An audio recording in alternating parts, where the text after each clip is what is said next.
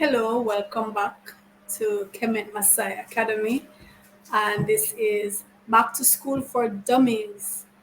So today we're going to focus on English language, and we're going to start with parts of speech. So in case you're wondering, what are parts of speech? Maybe you've heard the term before and you've always wondered, what are parts of speech? What are they talking about, right?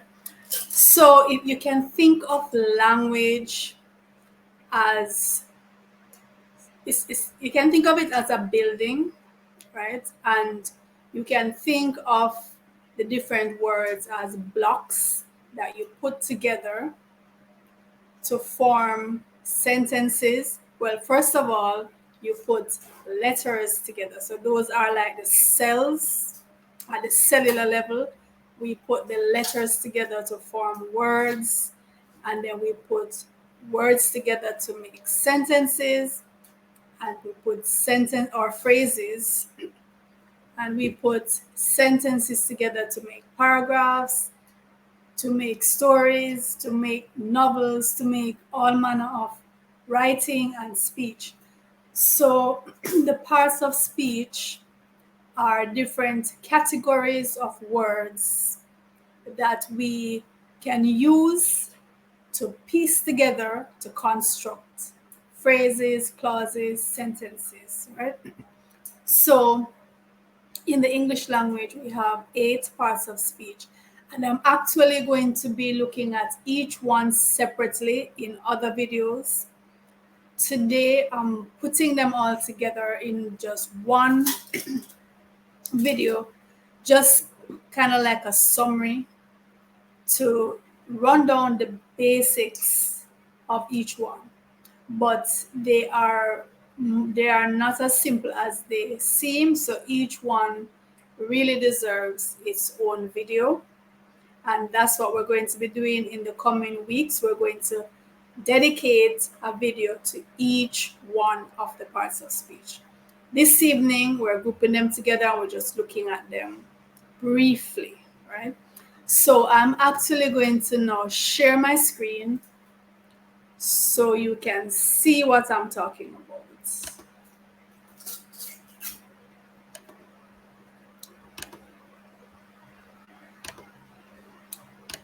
All right, so here we have parts of speech. All right, so there's Dum Dum. He's not here beside me today, but there you have him on the screen. And he'll be introducing the different parts of speech for us. And then I'll just explain each one.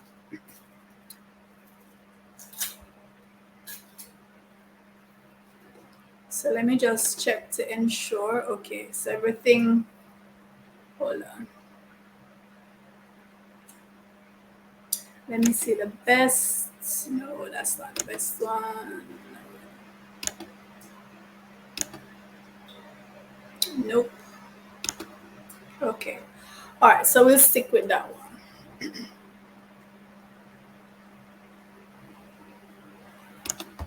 And the first part of speech we're going to start with are the nouns.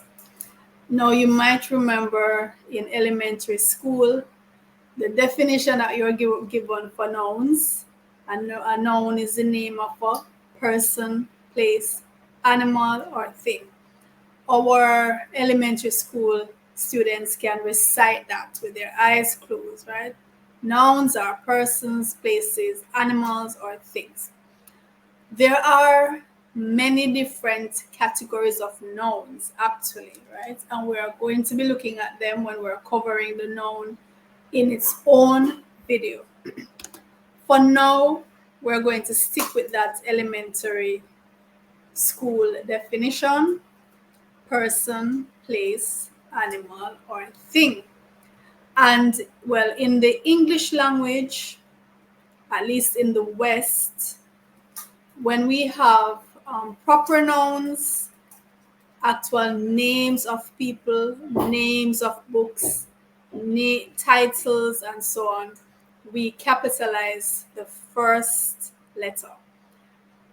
I don't think this is done in every culture, but we put a lot of emphasis on capitalizing our names, right? Even the name of your pets, you would start that name with a capital letter, right? So on this channel, our little friend is Dum Dum. So if you're writing Dum Dum's name, it will be starting with a capital D. So it doesn't matter if you think that the person or thing is insignificant, or even if it's not a living being, once it's the name of something, we capitalize the first letter. And if the name consists of more than one word, we would capitalize each word in the name. So on the screen, we have some nouns. So we have book, car, window, sun, person, thought. So somebody might say, well, how comes thought is a noun? Well, thought is a thing. It's an abstract noun.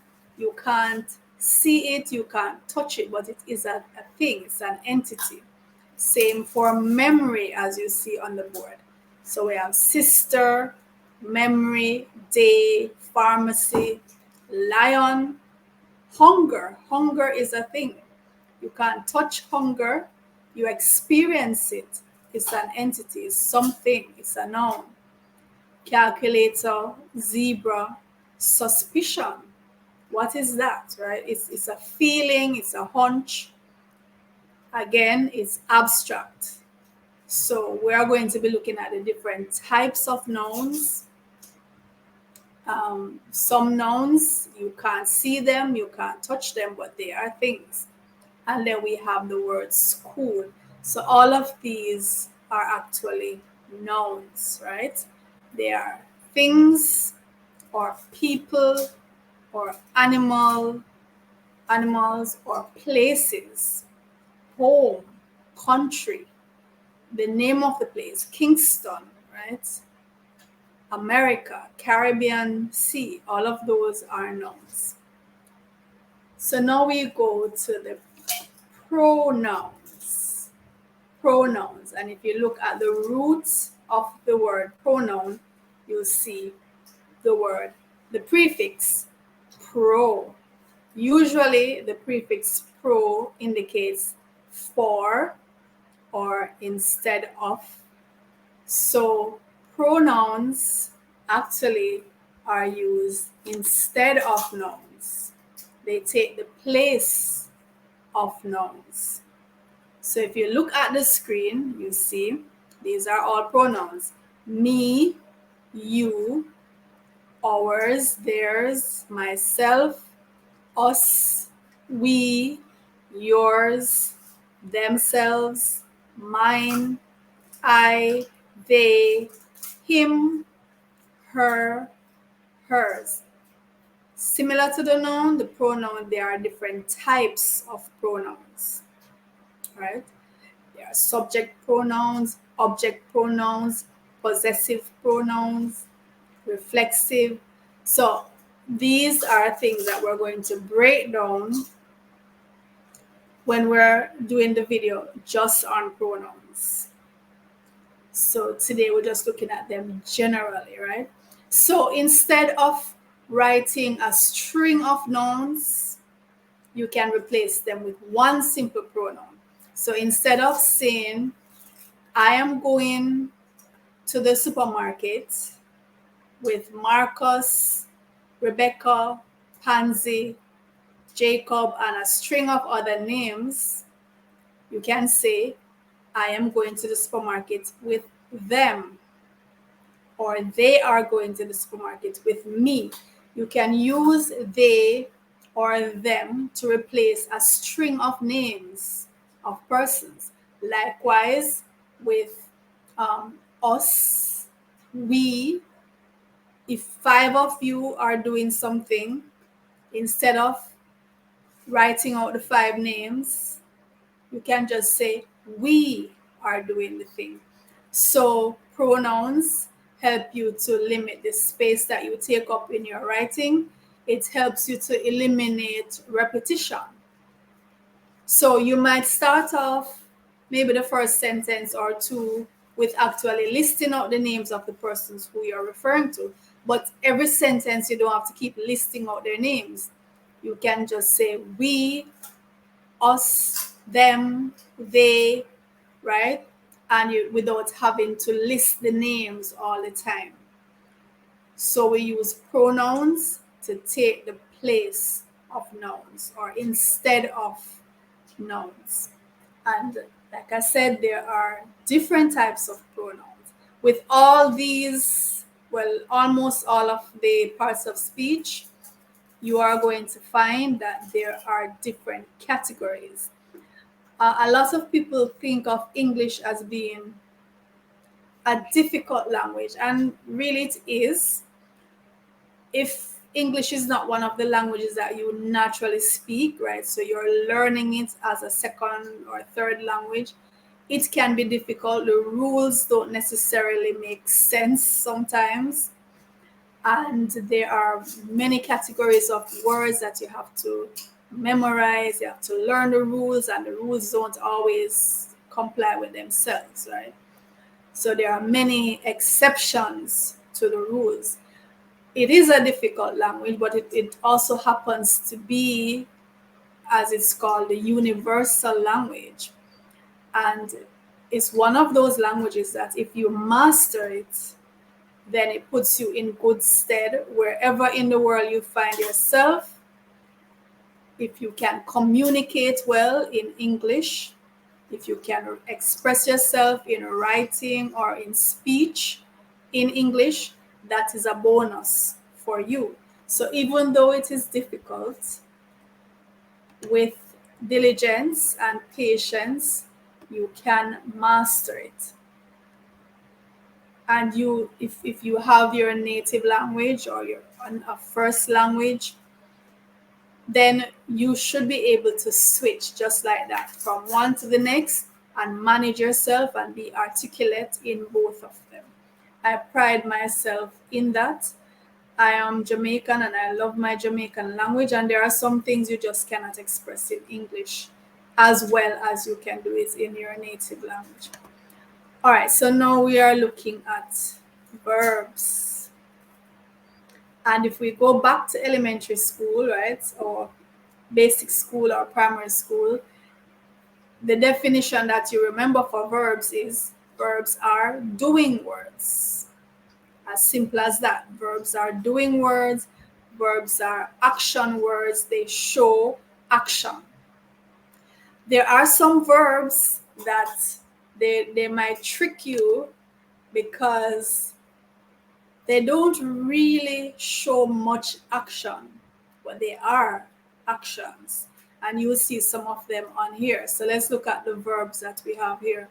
So we have come, carry, dream, tell, listen, help, wonder, call, run, exercise, think, maneuver, dig, be, live, die, hallucinate, imagine. Can you see any of the verbs here that you would say, but why is that a verb? When you're looking at this list of words, are there any words coming out at you and you're wondering, I don't think that word should be on the list. That's not really an action. If so, just type in the comments and let me know which of those words you think does not belong up here. I know for some persons, they might pick out wonder, dream, hallucinate, imagine. These are things that we do with our minds. They don't really show, because when a lot of people think of verbs, they think of things you do with your hands or your feet, or there is movement that you can see. But no, there are some verbs that are very subtle. Look at the word be, the verb to be. A lot of people take this verb for granted and they don't understand that it is a verb. When we conjugate the verb to be, so the forms that it would take would be I am, she is or he is, they are, we are, you are. In the present tense, those would be the conjugations for the verb to be.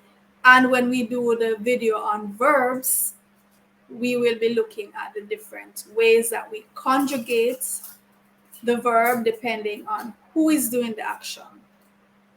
So in most languages, the verb will take a different form depending on who is doing the action. So it's the same thing with English. Depending on who is doing the action, the verb will be different, right? Also, depending on the tense of the verb. So depending on when the action is taking place, the verb will also take a different form. So if it's happening right now in the present tense, you'll have a different form for the verb, as opposed to if it's happening if it happened in the past, or it will happen in the future, and then there are even intermediates in between, right? Present continuous, past continuous, and all of that nice stuff, right? So we will break down the verbs when we get to that video. But just know that even though you remember your teacher telling you verbs are action words, doing words, there are some verbs that are gentler, they are more subtle, and you can't necessarily see them, but they are actions, right? Remember, think, conjure, those are verbs. All right, so just remember to include those when you think about your action words. All right, so that's 3 out of 8 so far. So we did the noun, the pronoun, the verb, and now we're going to look at adverbs. All right, so there's a similarity, right? When we did the noun, and then we realized that the pronoun kind of goes with the noun. And we said the pronoun takes the place of the noun. Here we have verb, and now we're having adverb. So they too have something in common. The adverb modifies the verb. What do we mean by that? It modifies the verb. The adverb is a word that gives you more information about the verb. It tells you how the verb is being done. Most adverbs tell how the verb is being done. And for those ones, most of them will end with ly. No, not every word that ends with ly is an adverb, but most adverbs end with ly, and they tell you how something is done.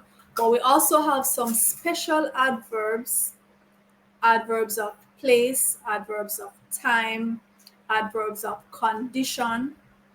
And like I keep saying, we're going to dedicate a video just to adverbs so that we can break it down and look at the different types of adverbs. So words like yesterday, today, those are adverbs of time. They tell when a verb is done, when an action is done. Words like here and there, they tell where the action is done, right? So those are special adverbs that a lot of people don't include when they talk about adverbs, because generally people tend to think, okay, adverbs end with ly. So here are some of them. Eagerly, so you do something eagerly. Brightly, loudly, as we said, yesterday is an adverb. Now, here, there, always, never, wonderfully, calmly, today, energetically, seldom, and so on. Those are adverbs. One of the things I want you to take note of, though, when we talk about parts of speech, there are some words that can be nouns, they can be verbs, they can be adjectives, they can be more than one part of speech. The clincher is, what is the word doing in that particular sentence, right? What is the word doing in that particular sentence? So, for example, if I use the word bank, if I say bank, and I ask you, what part of speech is bank? Well, most persons would say it's a noun because it's a place, right? And most times, bank is a noun. However, I can use bank as a verb. I can even use bank as an adjective. It all depends on the job that it's doing in the sentence. So if I say, today I will go to the bank and lodge some money. Right? Today I will go to the bank and lodge some money. Clearly, that bank is a noun. It's the place. I'm going to that place, right? But if I say, I use the Bank of Nova Scotia, or let me not use that. I use the ATM to bank my money. In that sense, that's an action. You're lodging the money, you're banking it. Right? That's an action. Or I want to bank my money because I'm saving towards something. That bank is not a noun. That bank is a verb. It's an action. You're banking it. And if I say, can you pass my bank book? Can you pass my bank book? What part of speech is that bank? That bank is actually describing the kind of book. It's a bank book. The job that that bank is doing in the sentence is actually an adjective. It's describing the type of book, right? So there are words that take different forms, right? So if I say, the men were standing in a row. The men were standing in a row. What part of speech is row in that sentence? Is it a thing? Is it an action? What is it? They were standing in a row. Usually, when a word comes immediately after a or the, almost always it's a noun. So they were standing in a row. That's a thing. That's a line. They were in a line, in a row. So row in that sentence is a noun. But if I say, the men want the paddle to row the boat. The men want the paddle to row the boat. That row is an action. Right? That row is an action. You're rowing the boat. And if I just say, we are going on a rowboat. We are going on a rowboat. That row is describing the type of boat. So that row is an adjective. So even though I'm telling you, I'm showing you some words and I'm saying, okay, these are nouns, these are verbs, these are pronouns, just bear in mind that this could change on you, right? This could change if the word is being used in that particular sentence. So you have to look at the context of the sentence, how the word is being used in order to determine the part of speech for some words. Yes, you have some that they're always that part of speech, right? But just bear that in mind. So now we go on to the adjective. All right. In elementary school, we were told the adjective is a describing word. It describes, it gives you information about the noun or the pronoun. It tells you the color, it tells you the size, it tells you the shape, it tells you the texture, how it feels, it tells you the taste, it tells you the smell, all of these things. The adjective describes. So here are some adjectives: beautiful, outrageous, easy, helpful, energetic, spontaneous, hungry, shy, bitter, friendly, hostile, ambitious, acceptable. All of these words describe something. They give you information about how the thing looks, how it sounds, how it feels. And you may notice that there are words that they have the root, and then you adjust the root and add a prefix or add a suffix at the end to change the form of the word, right? So for example, beautiful. So beautiful is an adjective. Something is beautiful. I can take that word and change it to a verb. Beautify. That's the action. I want to beautify the house. I want to beautify my classroom. That's the verb. And if I want to give you the noun, then I would say beauty.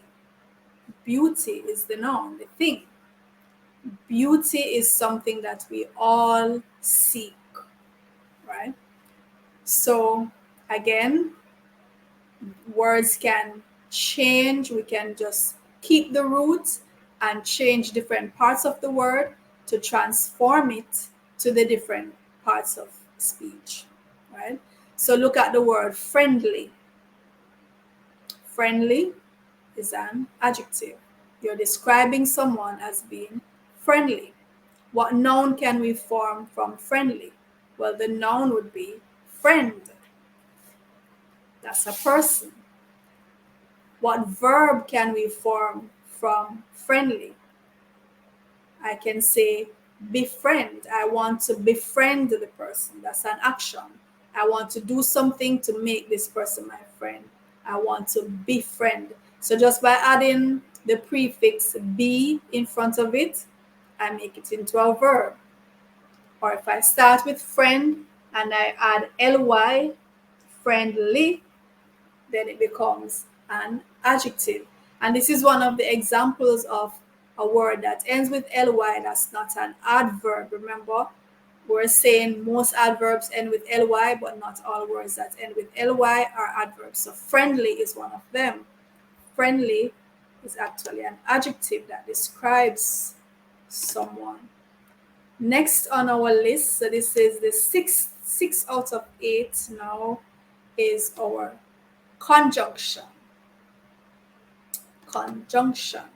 So conjunctions join. They join words, they join phrases, they join even two sentences to make them one. So I can have two separate sentences that could stand on their own, and I can take a conjunction and remove the full stop and join the two sentences. So I can say, I want to go to the market. That's one sentence. I want to go to the zoo. That's another sentence. I can join them. I can say, I want to go to the market and I want to go to the zoo. Or I want to go to the market, but I want to go to the zoo, right? Or any of these conjunctions here, we can mix it around depending on the meaning that you want to get. So conjunctions are words that join words, they join phrases, they join sentences. So these are words like and, but, or, if, yet, so, for, nor, lest, even, although, as if, because, no, whenever. And this now is different from the now that we had for adverb, right? So this now is like you're saying, no, I want to do this or whatever, right? So it's a different form. Supposing, though, until, and we have many, many more. And just like with the others, there are different types of conjunctions. All right, so we have 2 parts of speech to go. Each one deserves a video of its own. And so we're definitely going to do that, right? Because we have to break them down and look at the different types of each one. So here now we have preposition. Preposition. And there's a hint in the word. The hint is position. Prepositions tell the position of one thing in relation to another thing. Where are you in relation to something else? Where is this thing in relation to another thing? Is it beside it? Is it under it? Does it go through it? Is it beneath it? Above it? Below? Underneath? Around? In? Across? Or across from? Atop? Between? Next to? In front of? Behind? So all of these show the relationship between things, right? Where is this thing in relation to this other thing? Those are prepositions. And finally, interjections. So the part of speech, interjection. The interjection is usually one single word, and often you're going to see the interjection with an exclamation sign, because the interjection is an expression, right, that shows a lot of emotion. It can be great joy, great anger, great surprise, or frustration, or just you just want to express, right? So meh, or or or wow, gosh, geez, oh, hey, uh-oh, or my, oh dear, gee whiz. And even these interjections, LOL, WTF, you know what those mean. Ouch, or thanks, or oops. These are expressions that show great emotion. Sometimes the interjection can be followed by a comma if it's not so, if you're not shouting. So for example, here we have oh dear, oh with the comma, then dear, oh dear. Like you're sighing, somebody tells you something and you say, oh my, oh dear. But usually the interjection, you're shouting, right? Wow, gosh, oh my goodness. Even if you say good morning, that's an interjection, right? Or wagwan, that's an interjection. So the 8 parts of speech, they pretty much cover all the different words that you're going to be using in the English language, right? And each one will have its different categories as well. So, like I said, I'm going to dedicate a video to each one, because you'd be surprised at how many different types of, for example, the noun. There are so many different types of nouns, right? When you think of the verb, you have the tenses of verbs, you have the different conjugations depending on who is doing the action. We have so many types of pronouns. You're going to be surprised when we start breaking them down. And even though at first it might seem tedious and you're saying, oh my God, I'm going to have to memorize all of this. For some of you, you might actually, you're already speaking the language. You're already using the language, right? You just need to know now the theory behind the language. But you've already been using the language. So once you start and you're diligent in it, you're going to find that it's going to become easier and easier. You're going to realize, oh, I just took it for granted. So most of this, you know it already, but you didn't realize, certain things, or you just took it for granted. But now you're learning the theory behind it. You're learning the rules behind it. You're learning the exceptions to the rules. The most important thing, though, in terms of part of speech that you need to bear in mind is that parts of speech can change. And the thing you really need to look for is what is the function of the word in that particular sentence. Just like the two examples that I gave you with row and bank, right? You really have to look. You really have to look. Even the word mother, right? Mother.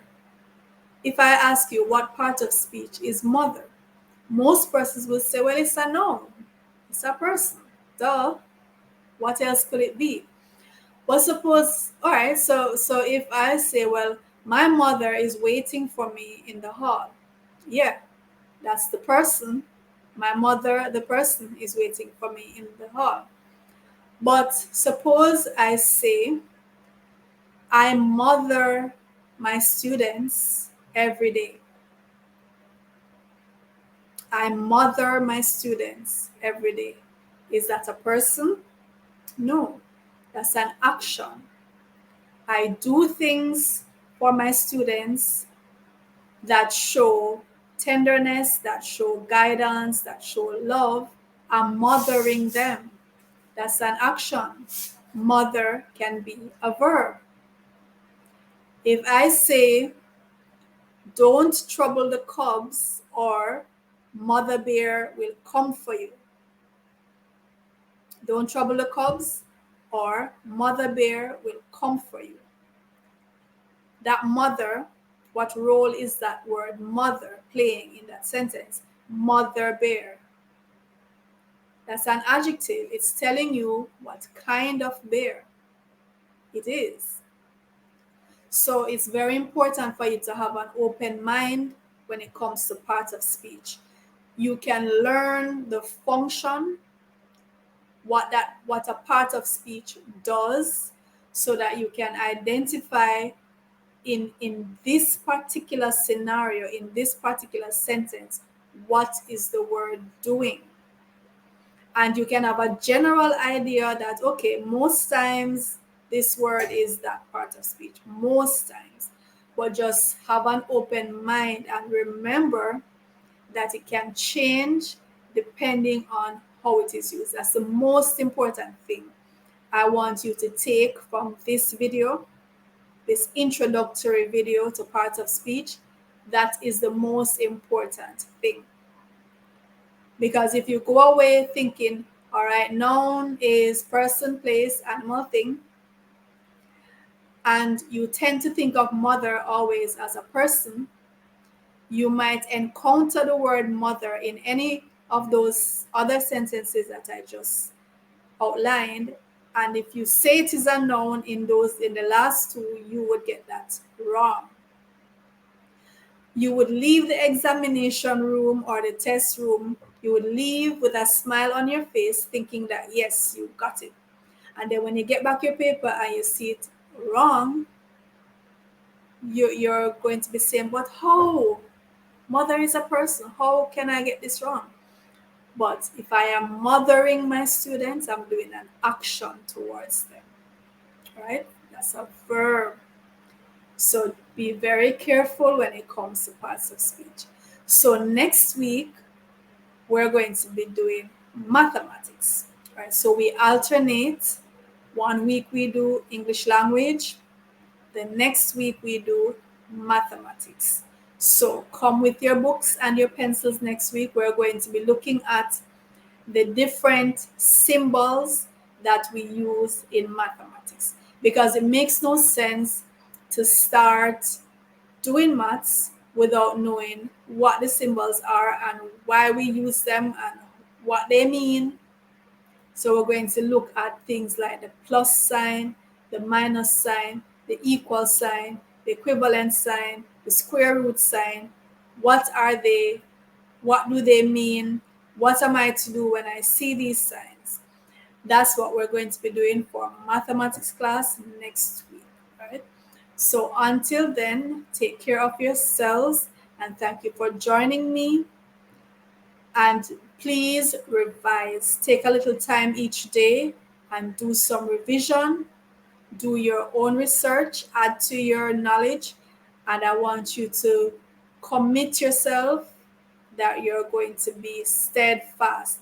In my introductory video, I outlined the fact that most adults who start remedial classes, they give up after a while. They just don't have the stick to itness, right? They don't have that dedication to continue for whatever reason.